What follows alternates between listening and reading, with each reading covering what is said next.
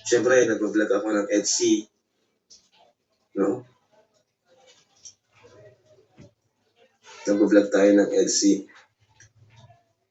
Alam nyo naman, nangyari, hindi lang naman ako nakakapag-vlog din. May mga nag-vlog pa dyan. Alam nyo na kung sino-sino yun. O kung sino yun.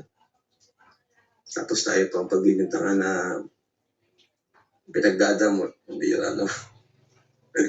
Ang dami na namin. Ang totoo lang. Ito po, real talk po ito. Ito po, real talk po ito. Sa totoo lang po, ano. Kaya ako nasaktan. Di ba nasa vlog ko? Nasaktan ako kasi di ba may comment si Biancy doon sa post ni Dr. Love na siya yung pipiliin pa rin ba na sa totoo lang po. Doon po talaga ako nasaktan. Nasaktan ako pero tahimik lang ako ng mga araw na yun. Nayaan ko na lang. Kasi ba't ako nasaktan? Kasi parang nabaliwala yung mga pinaghirapan ko. No? Ito po niya pong i-bash si Biancy. Gusto ko lang mag-open yung post sa inyo. Ang naramdaman ko nang mabasa ko yung post na yun. Yung comment ni Biancy dun sa... Nabasa niyo po ba yun? Yung sa dulo ay ang pipiliin pa rin niya si Doc Love.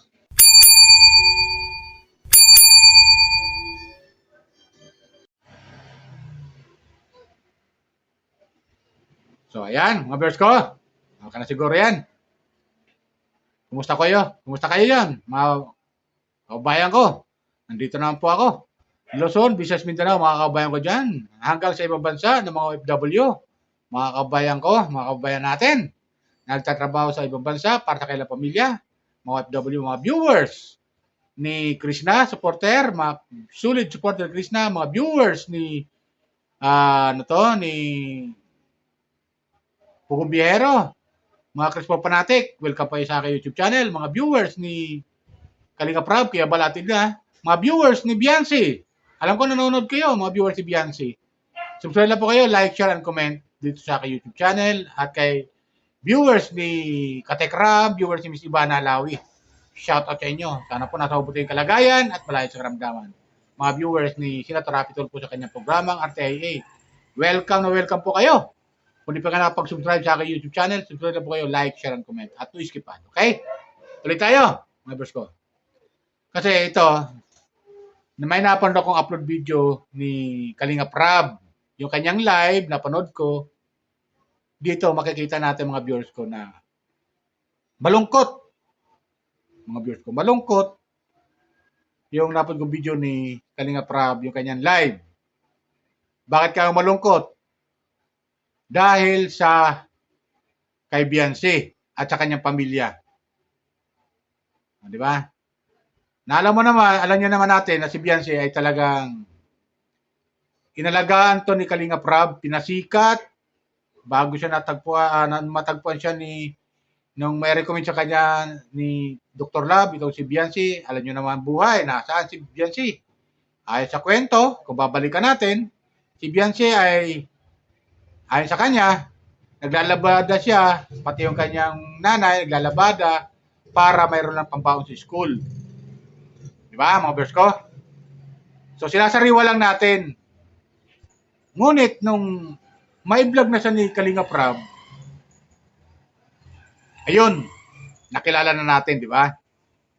Kasi nga, si Kalinga Prab ay maraming subscriber, maraming followers na nakasubaybay sa ginagawa niya mga love team. So, marami ang bumibilib kay Kalinga Prab sa ginawa niyang love team dahil kahit paano, malaking bagay na nakakatulong sa kanyang mga beneficiary. Katulad ng ginagawa niya mga love team. Di ba? So, ganoon ang nangyari. Nakilala natin si Biancy at sumikat at mas lalong naging maganda ang kanyang ang kanyang views, dumami ang views sa upload ni Kalinga Prab nung itandim na siya kay Edo. Di ba ganun yan nangyari, mga viewers ko? Kasi alam nyo si Edo, nung time na yon, ang kanyang club team dati ay si Erica. Ngayon, nawala si Erica, siyempre sariwa pa, at marami ang nagmamahal kay Edo that time at naawa kay Edo sa ginawa ni Erica.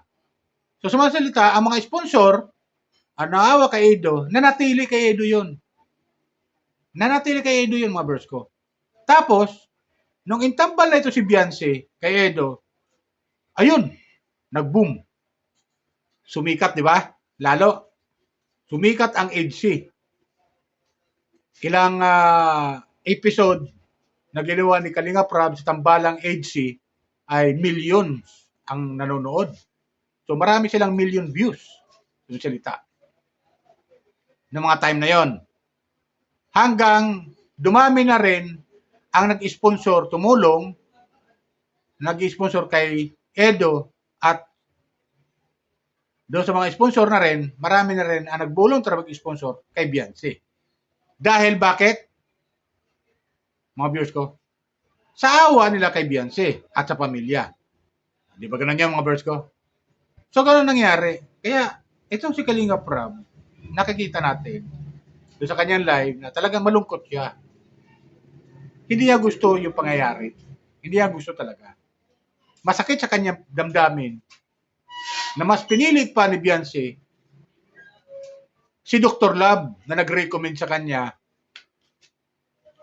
na i-recommend ni Dr. Love itong si Beyonce sa kanya. Mas pinili pa ni Beyonce ko si Dr. Love. Kaya tamang sabi ni Kalinga Prab, nalulungkot siya at di may iwasan magselos siya. Bakit? Mas pinili ni Beyonce si Dr. Love kaysa sa kanya. Na siya ang nagpasikat hanggang sa nakilala natin. Di ba ganun yung mga verse ko? Ito, panoorin natin yung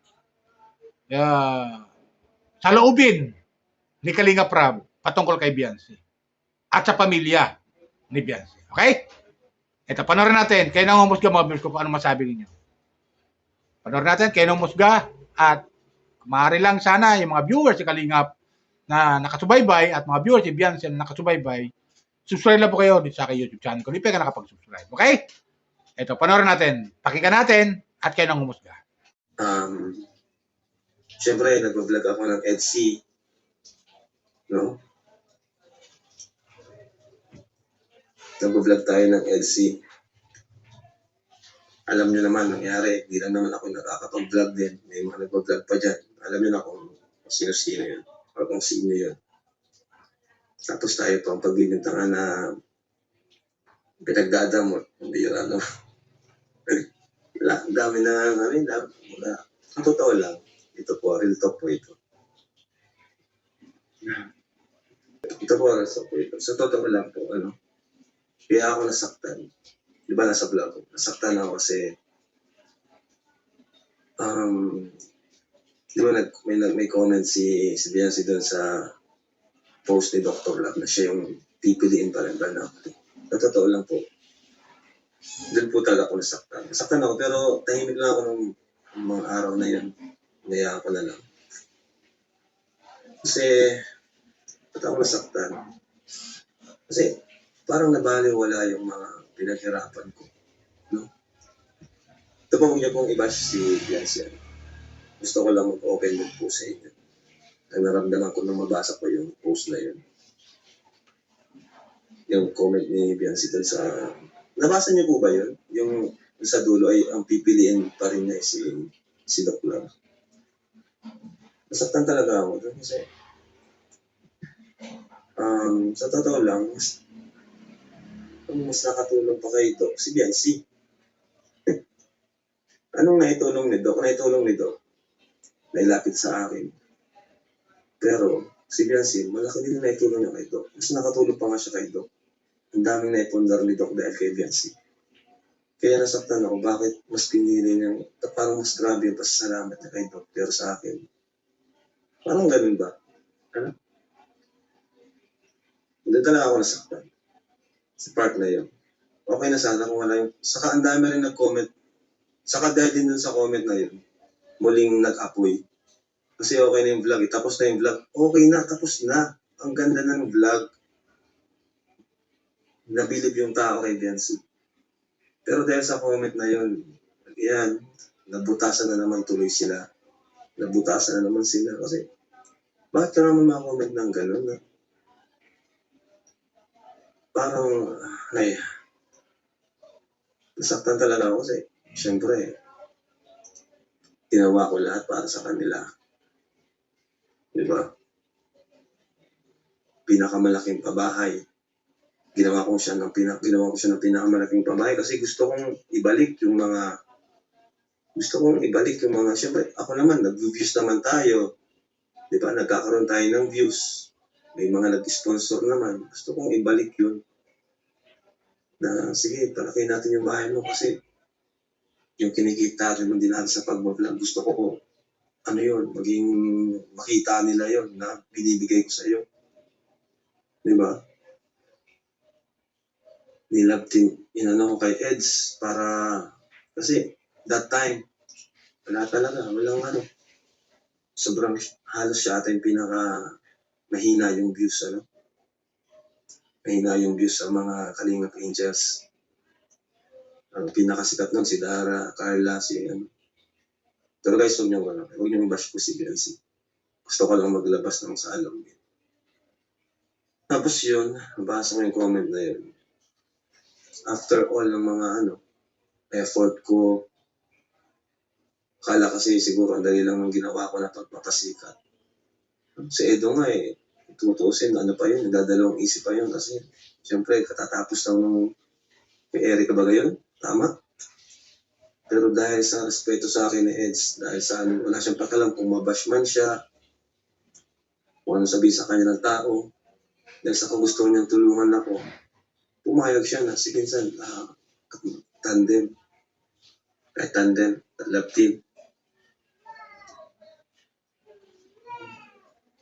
Tapos yun, hanggang sa naging nag-work, naging successful. Kasi nga that time wala talaga, walang sponsor, yung views, hindi ganun kalakas. Di ba? So, sige Eds, ikaw magpapalakas dito. Ganun po ako kung ano mo pwede makatulong, iniisip ko talaga, iniisipan ko ng paraan. Kaya nag-usap kami ni Insan. Sabi na si Insan, ikaw masusunod kasi ganun ang karespeto sa akin ni Insan. So, yun lang, masakit lang talaga na after nung na yun, parang mas grabe yung niya kay Doc. Hindi ko naman kasi si Doc naman yung lumapit sa atin. Pero, nagtanong, anong naitulong ni Doc? Maliban sa nailapit sa atin. Di ba? Kung tutuusin, mas maraming naitulong pa si Biancy kay Doc. So, ayun. Di ba mga gusto? Ayun, nakita natin. Napakinggan natin yung sa loobin ni Kalingap Rab. Talagang masama talaga ang loob niya. Makikita natin masama ang loob niya. Hindi lang niya masabi na masama ang loob niya, pero nalulungkot siya. At nagsiselos talaga siya sa ginawa ni Biancy. Na dahil doon sa comment na yon na ang sabi, kung sinong pipiliin mo, si Kalingap Rab ba o si Dr. Lab. Pero ang pinili ni Biancy, si Dr. Lab. Kaya sabi tuloy ni Kalingap Rab, ano ba ang naitulong ni Dr. Lab sa kanya? Di ba? Ano ba ang naitulong Dr. Lab sa kanya? Di ba wala? Mga viewers ko, di ba? Wala naman naitulong eh. Ang lang niya, effort lang niya na ginawa ay yung i-recommend siya kay Kalingap Rab. Si Biancy kay Kalingap Rab. At ito na nga, sumikat. Di ba? Dahil ayaw kay Kalingap Rab. Dahil siyempre sumikat na at marami na nag-sponsor at kumikita si Kalingap Rab doon sa mga upload video nila ng HC Love Team. Ang ginawa ni Kalingap Rab, ibinalik yung kasi mataas naman ang views at iyan nga napagpagawa ng bahay. At si Biancy ang pinakamalaking pabahay na ginawa ni Kalingap Rab. Konkreto, up and down. kumbaga sa kan, yung bahay na yan, kung dito sa Maynila, eh nagkakahalaga yan ng mga 10 milyon hanggang 20 milyon, mga viewers ko. Ha? Mga ganong halaga. Nga napakaganda. Di ba? Tinalo pa ni Beyonce, sila Carla, sila Joy. Tinalo pa ni Beyonce. Kasi nga siya ang pinakamagandang pabahay na ginawa ni Kalinga Prab. Di ba?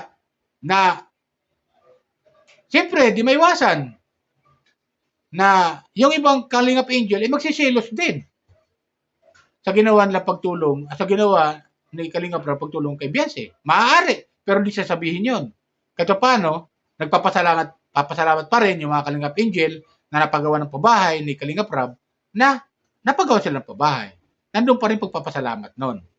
Pero dito kay Beyonce, mga verse, sa totoo lang, maling-mali yung ginawa niya eh. Para sa akin. Sa akin lang to, opinion ko lang to. Maling-mali na pinili niya si Dr. Love na wala naman na itulong sa kanya. Di ba? Wala naman na itulong sa kanya eh. Ano ba yun na itulong niya? Baka sabi nga ni Kalinga Prab, baka si Beyonce pa ang nakatulong sa kanya. Bakit? Marami na napundar si Dr. Love. Dahil kay Beyonce. O di ba? Pwede mangyari yun, mga viewers ko. Tapos yung mga issue. Hindi ba nakikinig si Beyonce sa mga issue na sa mga isang reactor na maaari yung binibigyan ng sponsor, maaari hindi nakakarating din sa kanya? Di ba ganun yun? Maaari. Pwedeng mangyari ganun. Di ba? Na maaaring ginagamit lang siya ni Dr. Love. Di ba? Na itong si Kalinga Prab na nagpasikat sa kanya, ay hindi niya napili. Ang pinili pa niya si Dr. Love na wala naman na itulong sa kanya. Di ba? Kung di dahil kay Kalinga Prab, wala siya sa kinalalagyan niya ngayon. Di ba? Wala siya sa kinalalagyan niya ngayon. Baka nandun pa rin sila sa tabi ng dagat. Nakatira. Di ba? Doon sa butas-butas na bahay na yun. Di ba? Ngayon, masisisi mo ba? Masisisi ba ng pamilya ni Beyonce? Nabumbahin sila ng mga basher? Nasasabihin sa mga basher sa comment section, sasabihin, walang utang na loob ang pamilya ni Beyonce? Kay Kalinga Prab? Sa Kalingap, walang utang na loob? Masisisi ba nila yung mga taong ganon? Magbibigyan ng comment? Tapos magsasabi siya, nasasaktan na siya dahil sa mga bashers? O, di ba? Nasabihin ni Beyonce, nasasaktan siya pag pamilya na pinag-uusapan. Kaya, pinatigil niya pagpabulag kay Kalinga Prab. Okay naman yun eh. Wala problema, okay na nga yun eh. Nagkausap na nga sila eh. Na inirerespeto ni Kalinga Prab kung ayaw niya magpa-vlog. Pero ang hindi maganda rito, yung pumili siya doon sa comment section na sinabi na kung sino papiliin niya, si Dr. Love o si Kalinga Prab. Ang pinili niya si Dr. Love. Na wala naman na itulong sa kanya. Na maaaring ginagamit lang sa Dr. Love. Pwedeng gano'n, di ba? Mga viewers ko? Maaari. Ginagamit lang siya. Tapos, ito si Dr. Love, nagtayo ng community na Team Guapa. Anong purpose si Dr. Love? Di ba? Hinahabol niya yung mga sponsor. Dahil nakita niya ni Dr. Love na maraming sponsor to si Beyonce. Kaya, yun. Sinulot niya. Di ba? Sinulot niya si Kalinga Prab. Yung mga sponsor, sinulot niya. At ang ginagamit niya ngayon ay si Beyonce. Yan sinasabing Team Guapa. Kaya nako mga sponsor, kung mapapanood nyo sana itong aking upload video, huwag kayong paluloko dyan kay Dr. Love. Maaari ginagamit lang kayo. At ang ginagamit lang si Beyonce para maawa epic kayo. Kunwari. Di ba? Ganun yan mga bros ko. Itali sa akin. Kasi kung ako sponsor, na tumutulong kay Beyonce, maaaring bumitaw ako sa pag-i-sponsor kay Beyonce. Di ba? Bumitaw ako. Pero di naman natin masisisi. Kasi may mga fanatic talaga na humahanga sila kay Beyonce. Talaga di maiwasan yan. Di natin masisisi ang mga sponsor na tumulong pa rin kay Beyonce. Pero pasasat-pasasaan din yan. Ang mga sponsor magsasawa rin yan. Pag nakahalata na sila na ginagamit lang sila ni Dr. Love, pag nakahalata yan, bibitaw din yan. Di ba? Bibitaw din yan, yung mga sponsor na yan. Di ba? Katulad yan.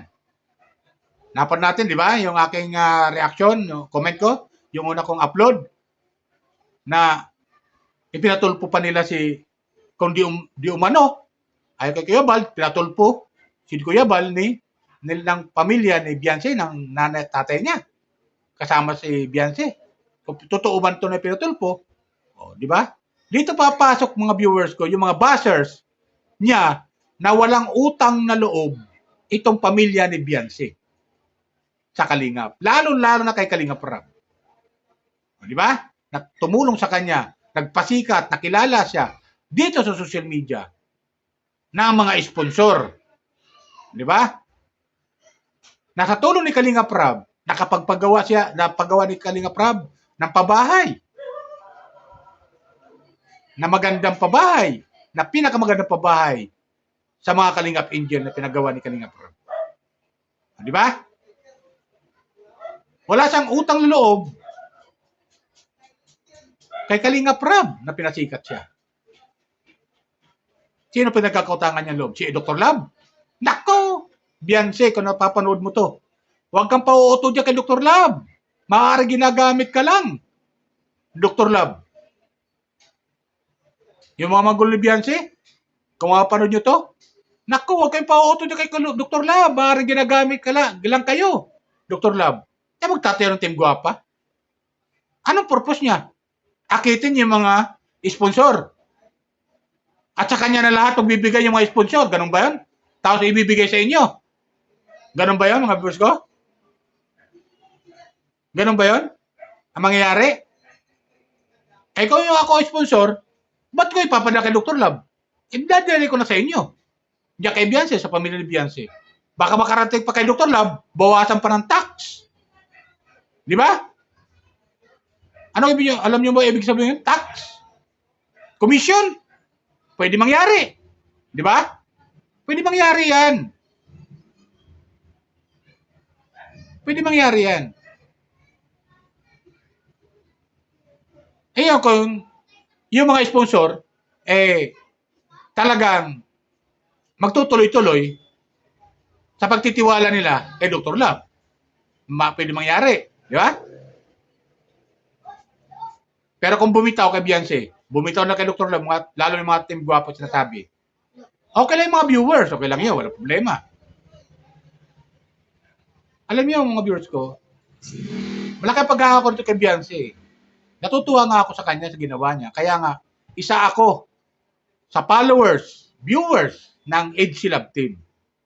Pero nung mabuwag yung Love Team ng EDC, nawala na yung paghahanga ko. Tapos ito na. Pinutakti na ng mga bashers. Di ba? So lalong pinabagsak ni Beyonce ang sarili niya at ang pamilya niya, yung kasikatan niya. Lalo siyang pinabagsak. Hindi pa yan. Balang araw, marami pa yan, mga bashers na yan. Na puputaktihin, kaya tanggapin niya yung mga bashers na yan. Na sasabi, walang utang na loob, kundi dahil sa Kalingap, hindi ka sisikat, hindi ka namin makikilala kundi dahil sa Kalingap. Hindi dadaming yung sponsor kundi dahil sa Kalingap. Kaya, lamunin nila yan, lunukin nila yan, yung mga ganong base. Di ba? Ganon yan, mga birds ko? Sila sa akin. Talagang, masabi natin talaga, tama yung sabi sa comment section. Marami. Hindi magaganda yung mga, hindi ko na binabasa kasi, masakit din sa akin. Bilang tagahanga ng EDC Love Team, masakit sa akin na binabasto si Beyonce. Pero ano magagawa ko? Isa lang sa binasa ko. Ang sabi dito, kundi dahil sa Kalingap Rab, kay Kalingap Rab, ikaw Beyonce, wala kang utang na loob, hindi ka namin makikilala. Di ba? Ang sakit nito. Walang utang na loob. Yung salitang walang na utang na loob, masakit yun eh. Masakit yun. May mga iba pa, pero di ko na binasa. Masakit lang yun. Ayaw ko lang basahin. Kasi nasasaktan din ako bilang tagahanga ng EDC Love Team. Lalo na kay Beyonce. Nalaki ang paghanga ko dito sa batang ito. Nagpapaloko siya dyan kay Dr. Love. Beyonce, kung nakikinig ka, kung napapanood mo to, huwag ka magpapalo kay Dr. Love. Huwag ka magpapaloko. Kaya tama lang yung saloobin ni Kalinga Prab na masakit sa kanya. Ganon. Nasasaktan siya. Kiselo siya na mas pinili niya ni Beyonce itong si Dr. Love kaysa sa kanya. Na si Kalinga Prab naman pasikat. Ano ba si Dr. Love?